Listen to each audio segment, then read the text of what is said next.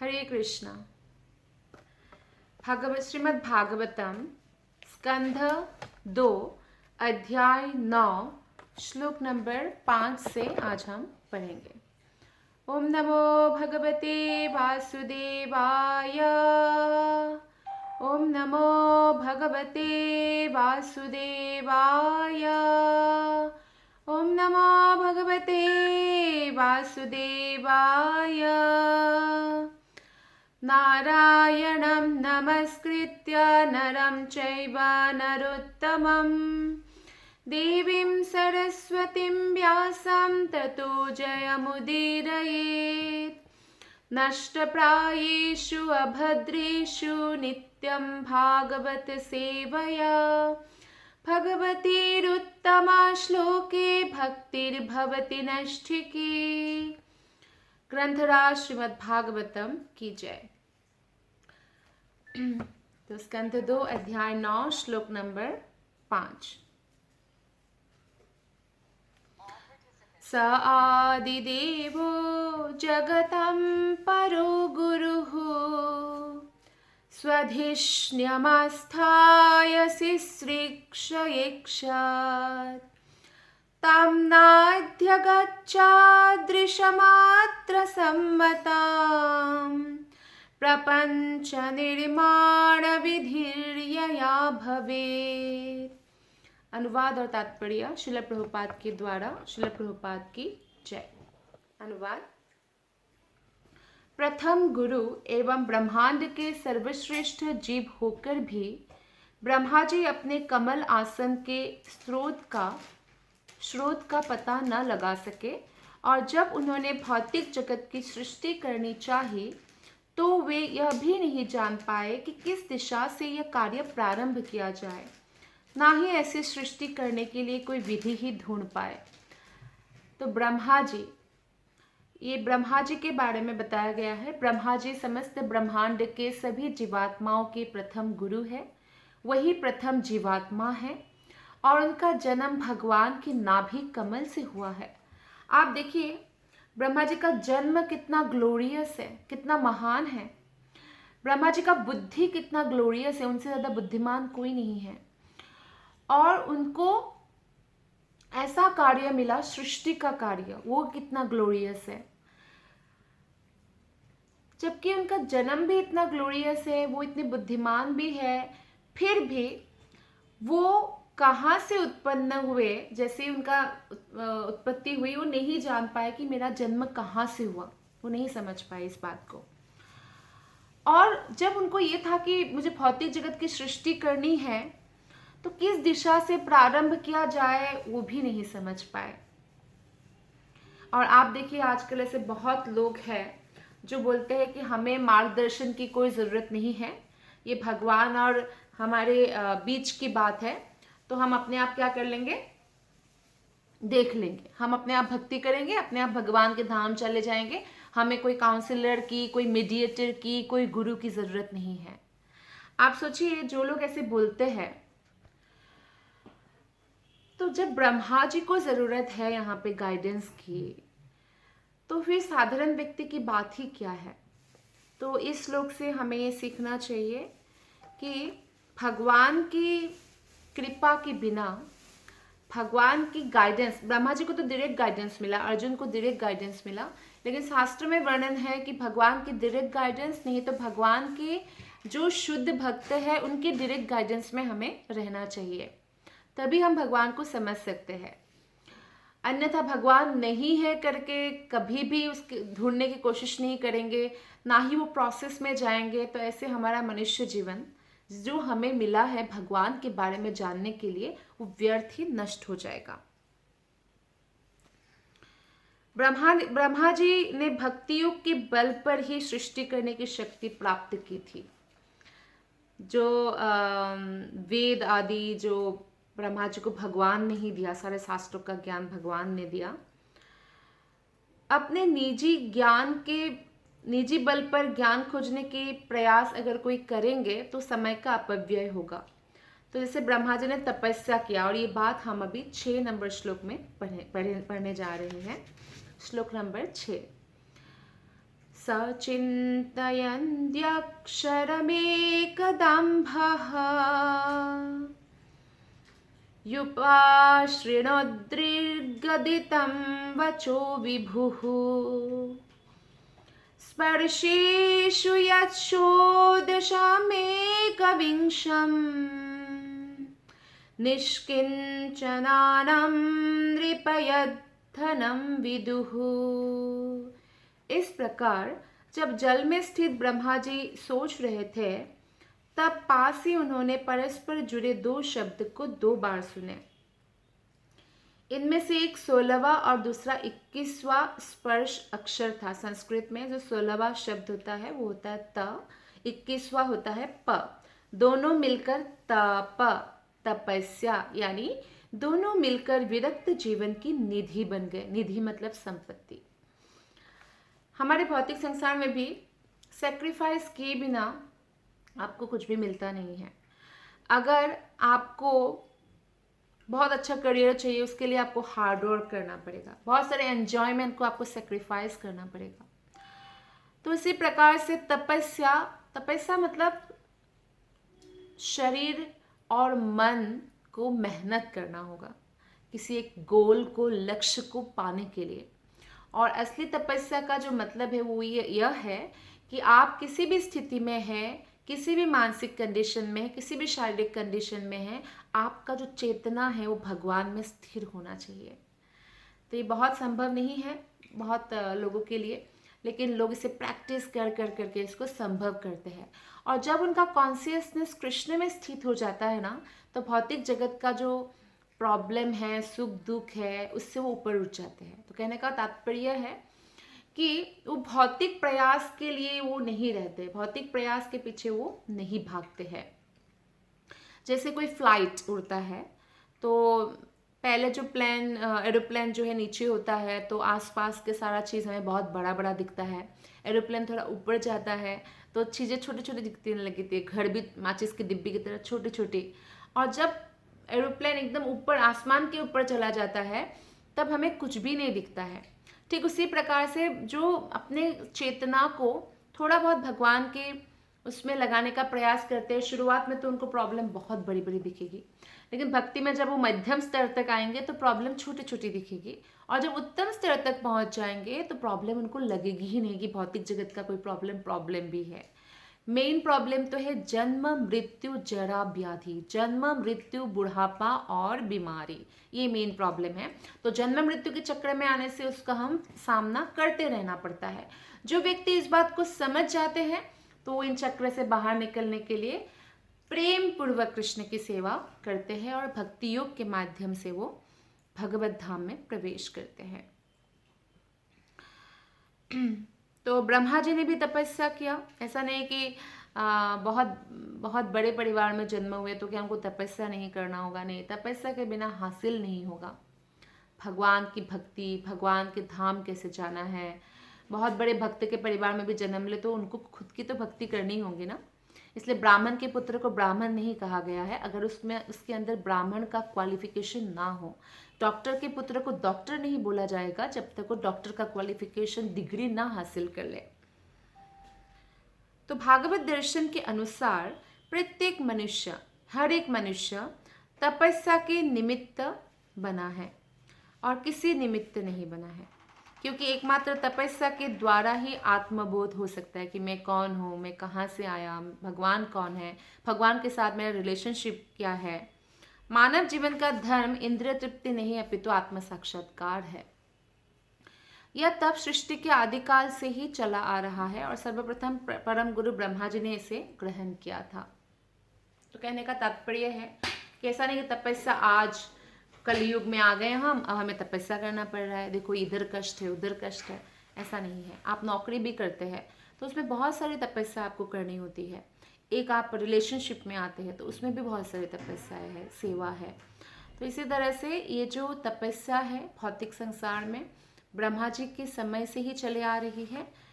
और मानव जीवन का अगर हमें लाभ उठाना है तो हमें क्या करना होगा, तपस्या करनी होगी। अगर हमें तपस्या नहीं करनी है तो हम पशु योनि में चले जाएंगे फिर से, और पशु योनि में कोई तपस्या फिर भी वो लोग करते हैं, पर उनका कॉन्शियसनेस ऐसा नहीं है कि वो भगवान के बारे में जिज्ञासा कर पाए या शास्त्र को पढ़ पाए। तो इसलिए फिर पशु योनि में खाना पीना सोना, बस उसी में हम लोग फिर चले जाएंगे। बहुत मुश्किल से पशु योनि के बाद हमें मनुष्य शरीर मिला है, तो हमें इसको तपस्या में बदल देना चाहिए। ब्रह्मा जी को श्री कृष्ण ने दीक्षा दी, और इसकी पुष्टि स्वयं ब्रह्मा जी ने ब्रह्म संहिता में बताया भी कि भगवान ने उनको दीक्षित किया। ब्रह्म संहिता में प्रत्येक श्लोक में ब्रह्मा जी ने गोविंदम आदि पुरुषम तमहम भजामि। जो लोग भगवान को भगवान ब्रह्मा जी को ही भगवान मानते हैं, लेकिन ब्रह्मा जी को भी भगवान कौन है बाद में उनको पता चलता है, भगवान श्री कृष्ण। तो इसलिए इसी तरह से जो किसी देवता को मानते हैं तो बाद में उनको पता चलता है कि देव के भी देव कौन है, भगवान श्री कृष्ण है। तो इसी तरह से ब्रह्मा जी ने स्वयं बताया, और श्री कृष्ण ने कृष्ण महामंत्र द्वारा ब्रह्मा जी को दीक्षा दी, जिससे विशाल ब्रह्मांड की सृष्टि करने से पूर्व वे वैष्णव बन गए। ब्राह्मण भी दो कैटेगरी के हैं, एक तो कर्मकांडी और एक वैष्णव। तो वैष्णव बन गए ब्रह्मा जी, और वैष्णव बन के उन्होंने भौतिक जगत की सृष्टि की। हम उसी सिद्धांत का पालन करते हैं जैसे ब्रह्मा जी संप्रदाय परंपरा कृष्ण से लिया, तो हमारा जो जैसे कि इस्कॉन टेम्पल का जो परंपरा है वो ब्रह्मा मध्वा गौड़ीय वैष्णव संप्रदाय है, तो ब्रह्मा जी से शुरू हुआ है। ऐसे और 3 परंपरा है, जैसे कि जो लक्ष्मी जी से शुरू हुआ है श्री संप्रदाय, कुमार ब्रह्मा के 4 पुत्रों से शुरू हुआ है कुमार संप्रदाय, और भगवान रुद्र महादेव से जो शुरू हुआ है वो रुद्र संप्रदाय है। तो इस तरह से हमारा संप्रदाय है ब्रह्मा से नारद, नारद से व्यासदेव जिन्होंने सारे शास्त्र को लिखित रूप दिया, व्यासदेव से मध्वाचार्य, मध्वा मुनि से माधवेंद्रपुरी, माधवेंद्रपुरी से ईश्वरपुरी, ईश्वरपुरी से भगवान चैतन्य महाप्रभु। तो इस तरह से परंपरा चलता है। इस प्रकार जो मनुष्य शिष्य परंपरा में दीक्षित होता है उसे वैसा ही फल या सृष्टि करने की शक्ति प्राप्त होती है, और जो कामना रहित मतलब जिसमें इसके अंदर भौतिक इच्छाएं नहीं होती है, भगवत भक्त के लिए इस पवित्र मंत्र का जप ही एकमात्र आसरा है। एक बार एक बहुत थोड़ा दिखने में जो एक खराब सी गोपी थी, तो कृष्ण ने उनको चिढ़ाया, मजाक किया, अरे तुम तो इतने कुरूप हो। नहीं, एक्चुअली गोपियाँ सुंदर ही होती है, दिखने में खराब नहीं होती, पर कृष्ण ने ऐसे कहा कि तुम इतने कुरूप हो, तुमको तो बंदर के साथ शादी कराना चाहिए, तुम इतने कुरूप हो, ऐसे मतलब टांग खींचते हैं ना ऐसा। तो गोपी ने कहा, अरे मैंने सारी मेरी कामनाओं को त्याग दिया, भौतिक इच्छाओं को त्याग दिया, मैं तो शादी करूंगी तो सिर्फ तुमसे करूंगी। तो ऐसे गोपी बोलती है। तो कहने का तात्पर्य है कि कामना रहित होना बहुत आवश्यक है। अगर हम भक्ति में प्रगति करना चाहते हैं, भौतिक चीज़ों से हम कैसे कामना रहित हो सकते हैं? भक्ति के माध्यम से। धीरे धीरे हम देखेंगे कि हमारे हृदय से जो भी भौतिक कामना है, वासना है, जो भौतिक इच्छाएं हैं, वो लुप्त हो जाएगा धीरे धीरे, और जितना लुप्त होगा इतना ही हम आध्यात्मिक जगत की ओर प्रोग्रेस करेंगे। अपना ये कदम बढ़ता हुआ नहीं दिखाई देगा। आप 1 किलोमीटर आप चलेंगे तो 1 किलोमीटर से आधा किलोमीटर होगा, फिर 200 मीटर बचेगा, तो ये दिखाई देगा आपको। लेकिन जो भौतिक पैदल चलना और आध्यात्मिक जगत में पैदल चलना में काफ़ी अंतर है। आध्यात्मिक जगत में जब हम आगे बढ़ते हैं, वो पता चलता है कि हमारी भौतिक इच्छाएं कितनी नष्ट हो गई है, या भौतिक इच्छाओं से हम कितने मुक्त हो गए हैं। केवल ऐसी तपस्या से भगवत भक्त ब्रह्मा जी के समान सारी सिद्धियां भक्त प्राप्त कर सकता है। कोई एक सिद्धि, जैसे योगी होते हैं, एक सिद्धि प्राप्त करते हैं, लेकिन एक भगवत भक्त के पास अष्ट सिद्धियां ऑटोमेटिकली आ जाते हैं। आइए श्लोक नंबर 7 में पढ़ते हैं, क्या है। निशम्य तद्वक्त्रिदिदृक्षया दिशो विलोक्य तत्रान्यदपश्यमानः स्वधिष्ण्यमास्थाय बृमृश्य तद्विदं तपस्युपादिष्ट इवादधे मनः। अनुवाद और तात्पर्य श्रील प्रभुपाद के द्वारा। श्रील प्रभुपाद की जय। अनुवाद। जब उन्होंने वो ध्वनि सुनी तो वे ध्वनिकर्ता के चारों ओर ढूंढने का प्रयत्न करने लगे, किंतु जब वे अपने अतिरिक्त किसी को ना पा सके तो उन्होंने कमल आसन पर दृढ़तापूर्वक बैठ जाना और आदेश अनुसार तपस्या करने में ध्यान देना ही श्रेयस्कर समझा। तो उन्होंने ध्वनि सुनी, तपस्या करो ब्रह्मा, इसका मतलब ये है तब करो। तो उन्होंने क्या किया, देखा कि कौन बोला। फिर जब कोई नहीं मिले तो वो अपने जिससे उनका जन्म हुआ था, एक कमल पुष्प के बीच में से ब्रह्मा जी का जन्म होता है। ब्रह्मा जी भगवान को किसी को उत्पन्न करने के लिए किसी स्त्री का सहारा नहीं लेना पड़ता है और ब्रह्मा जी को भी नहीं लेना पड़ता है। तो तपस्या किया और ब्रह्मा जी बैठ गए, उस कमल आसन पर बैठ गए। जीवन में सफलता प्राप्त करने के लिए ब्रह्मा जी के उदाहरण का अनुसरण करना चाहिए, क्योंकि वे सृष्टि के आदि प्राणी हैं। परमेश्वर द्वारा तपस्या में दीक्षित किए जाने पर ब्रह्मा जी ने तपस्या करने का संकल्प किया और अपने चारों ओर अपने सिवा अन्य किसी को ना पाकर वो ठीक ही समझ सके कि वो ध्वनि भगवान की ही होंगी, और ये जानकर वो बिल्कुल समय नष्ट किए बिना तपस्या करने बैठ गए। उस समय ब्रह्मा जी बिल्कुल अकेले थे, क्योंकि तब कोई सृष्टि नहीं हुई थी, इसलिए उनके अलावा भौतिक जगत में और कोई भी नहीं था। श्रीमद् भागवत के प्रथम स्कंद के प्रथम अध्याय के प्रथम श्लोक में ब्रह्मा को भगवान ने अंतःकरण से ही दीक्षा दी थी। उन्होंने ब्रह्मा को इसलिए दीक्षित किया क्योंकि वे दीक्षा लेने के लिए राजी थे, और इसी प्रकार दीक्षा लेने के इच्छुक जो भी है, भगवान की कृपा से उनको दीक्षा मिल जाती है। तो दीक्षा देने के लिए राजी होना चाहिए, रेडी होना चाहिए। दीक्षा का मतलब होता है समर्पण, भगवान के प्रति समर्पण, गुरु और कृष्ण के प्रति खुद का समर्पण, कि अब हम गुरु की आज्ञा पालन करेंगे, शास्त्र की आज्ञा पालन करेंगे, अपने मनमानी नहीं करेंगे, भगवान के हिसाब से अपना जीवन जिएंगे। तब कोई दीक्षा लेने के लिए रेडी होते हैं। और जब उनको ऐसा विश्वास हो जाए, नहीं ये कोई फैशन नहीं है दीक्षा लेना, जब उनको ये विश्वास हो जाए कि ये जो गुरु है ये भगवान के शुद्ध भक्त है और ये मैं मुझे भगवत धाम लेकर जाएंगे ही, या इनमें ले जाने की पूर्ण कैपेबिलिटी है, क्योंकि वो शुद्ध भक्त है, भगवान के पार्षद है, भगवान के प्रिय भक्त है। जब ऐसे भरोसा जब तक नहीं आता है गुरु के ऊपर, तब तक किसी को फैशन के मारे गुरु नहीं बनाना चाहिए, क्योंकि फिर वो गुरु के प्रति अपराध करेंगे। गुरु जब उनको कंट्रोल करेंगे, गुरु जब उनको कुछ बोलेंगे ऐसा नहीं वैसा करो, तो जब हमारे मन से नहीं बोलेंगे तो हम क्या होगा, हमसे अपराध हो जाएगा। गुरु को साधारण मनुष्य मानना अपराध है। जो गुरु को साधारण मनुष्य मानते हैं उनको नरक जाना पड़ता है निश्चित रूप से। इसलिए हमें बहुत सावधानी पूर्वक गुरु का चयन करना चाहिए और दीक्षा के लिए खुद को रेडी करना चाहिए। कुछ लोग बहुत सौभाग्यशाली होते हैं जिनमें ऑटोमेटिकली ये गुण होता है कि उनमें श्रद्धा, शुद्ध भक्तजनों के प्रति, वैष्णवों के प्रति, गुरु के प्रति ऑटोमेटिकली हृदय में उभर आता है, उमड़ पड़ता है। लेकिन हर किसी के साथ ऐसा नहीं है। ऐसा सौभाग्यशाली व्यक्ति का भी काउंटिंग बहुत कम है। चूंकि स्वयं भगवान ने ब्रह्मा जी को दीक्षा दी थी, अतः श्रीमद् भागवत की कथा शिष्य परंपरा से चली आ रही है। अतः श्रीमद् भागवत की वास्तविक कथा संदेश प्राप्त करने के लिए मनुष्य को चाहिए कि शिष्य परंपरा से चले आने वाले गुरु के पास ही जाए, गुरु परंपरा के ही गुरु के पास जाए। ऐसे नहीं कि किसी से भी आप दीक्षा ले लेंगे।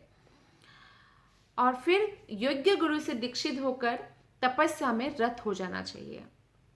यानी कि दीक्षा हो गया, आप काम खत्म, अब मृत्यु के समय गुरु ले जाएंगे भगवत धाम, नहीं, हमें प्रयास करना है। दीक्षा मतलब तो शुरुआत हुई है, इनिशिएशन कहते हैं हिंदी में, इंग्लिश में, हिंदी में दीक्षा। तो इनिशिएशन करना है, अब हमें तपस्या करना है, किंतु उसे अपने आप को ब्रह्मा के समान समझकर सीधे भगवान से ही हम दीक्षा ग्रहण करेंगे, अंतःकरण में भगवान का ही ध्यान करेंगे, ऐसा करने से कुछ भी हासिल नहीं होगा। ब्रह्मा जी भगवान से उत्पन्न हुए हैं, तो ब्रह्मा जी स्पेशल है और भगवान ने उनको डायरेक्ट इसलिए नॉलेज दिया, जैसे अर्जुन को डायरेक्ट नॉलेज दिया। श्लोक नंबर 8 अभी हम पढ़ने जा रहे हैं। दिव्यं सहस्राब्धममोघ दर्शनो जितानिलात्मा विजितो भयेन्द्रियः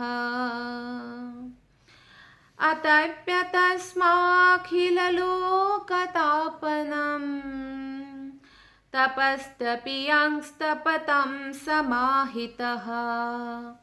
देवताओं की गणना के अनुसार ब्रह्मा जी ने 1000 वर्षों तक तपस्या की। देवताओं की गणना मतलब जो मनुष्य जगत है उसमें जो 1 साल है देवता का वो 1 दिन है। तो ऐसे 1000 वर्षों तक तपस्या की। सोचिए, उन्होंने आकाश से यह दिव्य अनुगुंज सुनी और इसे देवी मान लिया कि तप तपस्या तपस्या सुनकर ही उन्होंने देवी मानकर अपने इंद्रियों और मन को वश में किया। ये बहुत आवश्यक है। हमारा इंद्रिय और मन तो इधर उधर भागता ही रहेगा, लेकिन बार बार उसे पकड़ के भगवान की सेवा में लगा कर रखना ही तपस्या है। और क्या तपस्या है? यही मेन तपस्या है। उन्होंने जो तपस्या की ब्रह्मा जी ने, वो जीवात्माओं के लिए महान शिक्षा बन गई। इस प्रकार ब्रह्मा जी तपस्वियों में महानतम माने जाते हैं। तो यहाँ पे श्रील प्रभुपाद ने यहाँ पे बताया है कि दिव्य वर्ष किसे कहते हैं? देवताओं के वर्ष। एक दिव्य वर्ष हमारे 6 × 30 × 12 × 1000 वर्षों के तुल्य होता है। इतना लंबा होता है। ध्वनि को स्वीकार करने का मूल कारण यह था कि उसमें भगवान विषयक विशुद्ध दृष्टि थी, और इस दृष्टि के कारण ब्रह्मा जी समझ पाए कि ये जो आदेश आ रहा है भगवान ही मुझे दे रहे हैं। ब्रह्मा जी का कितना प्यूरिफाइड है।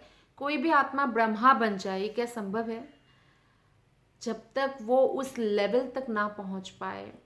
इतना ज़्यादा उनका प्यूरिफिकेशन है कि जिसका तुलना किसी जीवात्मा के साथ नहीं हो सकता है।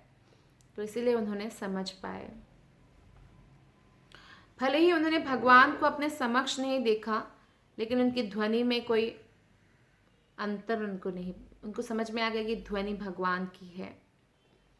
तो ईश्वर को जानने की सर्वोत्तम विधि यही है कि ऐसे देवी आदेश को सिरोधार्य कर लिया जाए, और ब्रह्मा जो हर एक के आदि गुरु है, दिव्य ज्ञान प्राप्त करने की इस विधि को जीते जागते जो है वो उदाहरण है। तो यानी जो दिव्य ध्वनि है, ये जो हम जो अभी पढ़ रहे हैं, ये दिव्य ध्वनि है, ये श्लोक दिव्य ध्वनि है, भगवान के मुख से निकली है।